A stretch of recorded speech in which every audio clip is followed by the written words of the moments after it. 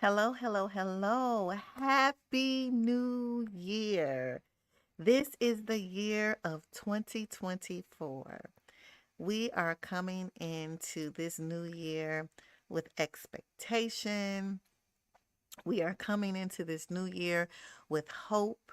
We are remembering resilience, and I am so excited about what's to come. My name is Alexis Nelson, and I am the founder of BEST, which is Be Exceptional Support Together. What we try to do, well, what we do is we create awareness for exceptional communities in all communities. And so, part of BEST, we do many different things, and you can find out more about what we do at bestsupport.org. And if you are an exceptional family or someone who works in the exceptional community and you want to be on Guiding Lights, please make sure you email me at info@bestsupport.org because we want to hear your journey. We want to know about your resources because when we communicate this to everyone, everyone gets access. And this makes everything so much better for exceptional families. So, again, if you are just joining, make sure you like and share and please comment. I'm interested in hearing what you have to say. And if you have any resources, again, make sure you reach out to me because we want to create awareness and we want to provide support for exceptional communities in all communities. All right. So this is the new year. And oh, it's so many different things that we reflected on in the previous year. And I had some phenomenal guests that came on that gave so much information. And I'm going to have those persons back on again because it truly was a wealth of information. We were able to follow people on their journey. And I am so grateful that I was able to bring these people on the show. And this year we plan to bring more people on in addition to the ones that we had last year because they are full of knowledge, full of resources and support.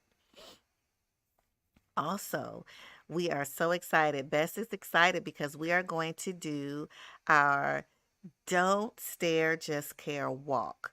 We want to make sure that we create awareness in the communities that we live in. So we want businesses and organizations to partake in this walk. So we're really excited about that. We want families to come out. It's going to be approximately probably around Father's Day weekend. More details will be to come, but we are excited about this walk. And so that is something that I am really hoping to bridge the gap between those who are not aware of how important it is to be inclusive and to support our communities. Yes. And so that's that. So now we can get into what I want to talk about today. And again, like I said, we have so many areas that we can talk about, but today I want us to speak about coming into this new year with hope, with hope. And I want to just give some practical approaches to doing this. You know, families and exceptional community, we need to approach this year with hope and optimism because it doesn't matter what it looks like. There's always possibilities. And that's what I love about possibilities. We can find the resources. If we don't know it, we can find out where to go, who to contact. And this is why it's so important to have community. So let's talk about what we can do. And again, our topic is we're coming into the new year in 2024 with hope and optimism for our exceptional communities. So let's talk about the first tip. Setting realistic goals. Establish achievable goals tailored to the individual's abilities, focusing on both personal and developmental milestones. This is important. Sometimes, we get into this habit of comparison. Wow, my child should be doing this or my adult should be doing that.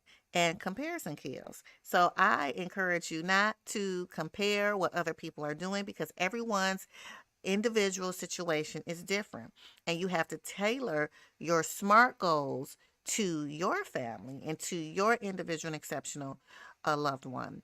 And so set realistic goals. What does that look like?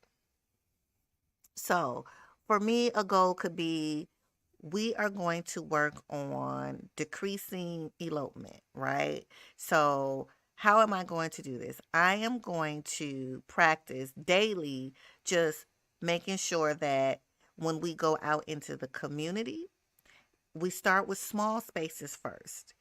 So, whenever my child may want to elope, I can kind of redirect her and do this over and over again. Create this consistency. So every time she thinks about doing it, it will trigger something in her where she'll say, wait, I'm not going to run off. And so it's just a realistic goal. I'm not trying to eradicate it completely because I know it takes small steps to get to the bigger goal. And so we want to make sure that we're setting realistic goals. All right. If you have a comment, tell me about your realistic goal. What are some goals that you're setting this year for your exceptional family member? Please make sure you write them down because goals that's not written don't happen. So make sure you write them down. And this is another important one, building a support network. We have to connect with other families in similar situations for mutual support, understanding, and sharing experiences. Listen, there are strengths in stories. And this is why I decided to do Guiding Lights. Because when people are coming on telling their stories, they're touching many people. I mean, we don't even realize how many lives that those people who came on and shared their stories, what it did for people. And then you're like, wow, I can connect with this family. They have some similar situations that I'm going through or dealing with that they may be able to add value to me. And so it's really important to build a support network. And if you're watching this show, everybody that comes on here, they are so open and willing to share what they have with the community. And I am so, so, so grateful for that. So build a support network. What's your support network? Please put them in the chat. Put them in the comment areas. So maybe if someone else is looking at this, they can say, oh, wow, I didn't know about that. Let me look into that. Or if you're willing to be an assist to someone, please make sure you put that in a comment because people need us. We need each other. And building a support network is absolutely essential. All right. So we have celebrating progress. Acknowledge and celebrate every small achievement, recognizing the growth and the development of the individual with special needs. I like to say exceptional needs too. But for those out there who like, what is exceptional needs? This is what I refer to our community as. And so celebrate progress. What is a win for you? I'm telling you, it could be, for instance, I was so excited. So my daughter, she has sensory at times, and she's not able to be a part of our church service sometimes because the music for her is too loud, right? And so as of late, she has been coming in on our Wednesday night Bible study. And I said, wow, this is good. This is progress because she wouldn't go in there at all. So I'm really excited about that. And prayer do work. And so she came in and I was like so excited about this, right? And so I said, you know what? I'm going to try something. And I did. And sometimes, we are hesitant because we don't want to cause any distractions, or we don't want to inconvenience or make people feel uncomfortable. So we are very hesitant. And I'm speaking about myself. I'm very hesitant at times in allowing certain things to happen because I know certain things can trigger my daughter. So moving forward. So I said, okay, it's time for tithes and offering, right? And I said, I am going to see if she will bring this envelope and put it in the bucket without running. Listen, listen, I was so excited, everybody. She actually walked down the aisle. Okay, we are in the middle of the aisle. We're walking towards the sanctuary where the speaker is with the microphone. And she did it. She put the offering envelope in the bucket. And let me tell you, it was the correct bucket. It was the offering bucket. And she put it in herself. And we walked back to the seat. When you talk about celebrate, I was like, yes, I am so proud of you. Good job, Z. I didn't only celebrate it with her, I went and celebrated with others because people who are on this journey or walking this journey with you, they see and they're like, wow, I remember when she wouldn't even step foot in here. So I celebrate every small achievement because that was growth for her. And sometimes we minimize things and we don't need to do that. Celebrate as I do. And I'm telling you, that was just one. And then holidays, and I did a holiday special about, just some tips during the holiday. And it was New Year's Eve yesterday. And of course, we were at church bringing in the new year, celebrating. And she was so excited and she was dancing. And when someone said Happy New Year to her, she said, Happy New Year. And I was like, and I was so excited about that. Again, this is another celebrating every achievement because that's what we need. It gives us hope. It allows us to keep believing. And so this is what I really want to stress, encourage you to celebrate the small things because the small things are bigger than what you think. All right. So we're celebrating, and now we have to embrace flexibility. Understand that progress may vary and it's essential to adapt plans as needed. Embracing flexibility can alleviate, unnecessary pressures. Listen, you have to be willing to adjust because sometimes you may have a plan and okay, we're going to do this today, we're going to go here today, and we're going to do this, but that exceptional family member is not having it. So instead of you being overwhelmed, frustrated, and just upset about it, you have to learn how to adapt. You have to either, I like to say, sink or swim, and this will alleviate a lot of unnecessary stress. Everything don't always go as planned. It doesn't. And you may have had all these wonderful ideas, but sometimes it may be a little bit too much for our kids. It may be a little bit too much for our adults. Sometimes it's a little bit much for us. So we have to be in a position where we can understand that things don't always happen the way we want to. Sometimes it's just not going to happen. And be okay with that. And just prepare yourself to be flexible. All right? This is going to help you. And if it's helping you, please make sure you put a comment down and let me know. How do you see flexibility in your life? How does that work out for you? Because I'm telling you, when you're not, that stress level is like, and we want to decrease that. So be flexible, embrace it. Assessing resources. Stay informed about available resources, therapies, and community programs that can contribute to the well-being and growth of your family member. I'm stressing this. We often have different ability fairs where we have people who have a lot of resources to give to the community, but quite often we don't have a really good attendance rate. And I was thinking, I was like, why is that? What can we do to get the information out there? What can we do to share these resources?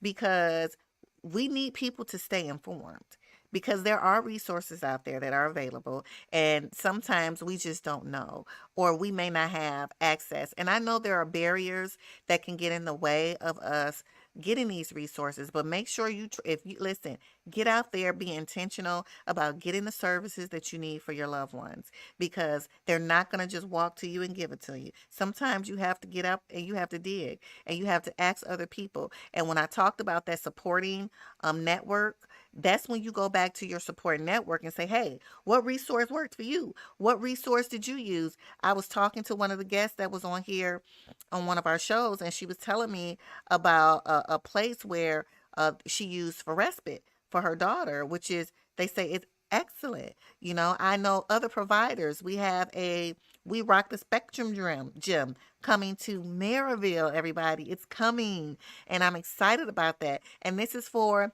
our exceptional communities. So when we talk about the resources, you never know who's listening and who can access that.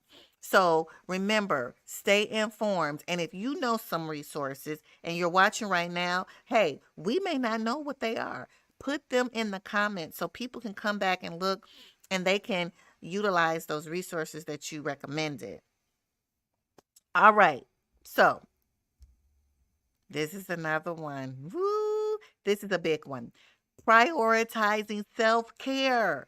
Listen, ensure that caregivers prioritize their well being, recognizing that self care is crucial for sustained support and resilience. It is so important that we self care. It's so important. I know in the busyness of everything, hey, we don't always take care of ourselves. And if you're not taking care of, you can't take care of anyone else. It's just as simple as that. You have to make sure you take those me days. You got to make sure that you take a breather. Sometimes you got to count. Sometimes you have to regroup. But whatever it is that you need to do, it's important.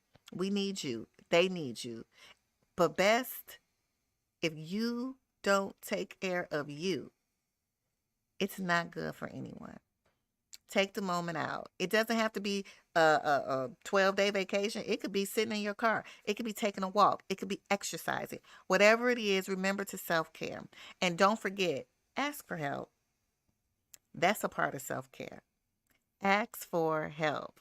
I am learning to do that more. And I tell you, when I ask for help, it's like somebody's there to support me. I don't have to walk this by myself. I don't have to do everything by myself.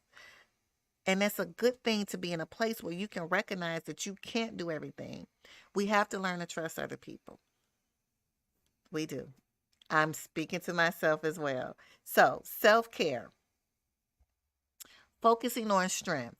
Concentrate on the individual's strength and abilities, fostering a positive mindset and emphasizing their unique qualities. Hey, I always say I'm empowerment, honey. I'm from a strength based perspective. Make sure that you're concentrating on your loved one's strength. Sometimes, we can focus on everything that's not and forget what is. Be grateful for the things that they can do and use those strengths, and you continue to cultivate them so they can be even stronger in that area. Our kids and our adults are magnificent. There are many things that they can do outside of their limitations. So focus on strengths. Be strength based. Don't be a Debbie Downer. And seek professional guidance. Consult with healthcare professionals and specialists to develop personalized plans, ensuring that the individual's needs are addressed comprehensively. Sometimes we don't do that. And I understand it's a waiting list, lots of waiting lists, but there are resources out there. Seek your professional guidance. It will be helpful for the things that you're not sure of. We need help. Sometimes, listen, I'm learning about this communication system. I know nothing about it, but I have people that's going to walk me through it and explain it to me so I won't be overwhelmed. So I can do what's best for my child to give her whatever I can give her to enhance whatever area that needs to be enhanced. So seek professional guidance and cultivate a positive environment. Important. Create a positive and a supportive home environment that encourages exploration, learning, and a sense of security for the individual with special needs. Listen, they have to feel safe. If they don't feel safe at home, how are you going to take them out in the community and they feel safe? So we want to cultivate this environment in our homes. They need to know that they're loved, that they're safe, and there's room for growth. If they mess up, it's okay. We're still with them. We still love them no matter what, even on those overwhelming days, because we all have them. Make sure that you take a breath so you won't, further cause this insecurity in the ones that we care for, because they look for us to be their support and their help. And it's so important that we create that environment. And if it's not, and if it's people that's in that environment that's not in line with that vision for your family, then remove them. Just simple as that. All right, all right, all right. And I'm trying to go because I really don't want to have you on here long today. But I just want to say again, approaching a new year with a holistic and positive perspective can contribute to the overall well being and happiness of families in our communities. Listen, we have been chosen. We have an exceptional, exceptional job, and that's to love, to love. And I want you to come into this new year with a whole new swag, with optimism, with hope, knowing that you are not alone. There is support out here, and that Guiding Lights will continue to bring people on to add value to exceptional communities. You don't have to walk this walk alone. There is help. So have hope. We are walking in 2024 in expectation of great things, and I am so excited about it. So, again, I want you all to like and share. I am Alexis Nelson. I am the founder of Be Exceptional Support. This is Guiding Lights, where we endeavor to create awareness for exceptional communities in all communities. I thank you for joining me. Please make sure you like and share. And again, if you are interested in coming on this show, please make sure you reach out to me at info@bestsupport.org, or you can go to the website at bestsupport.org. All right, everybody. You have a happy new year, and I will see you next Monday. We have more guests coming. I look forward to seeing you. You all have a good one.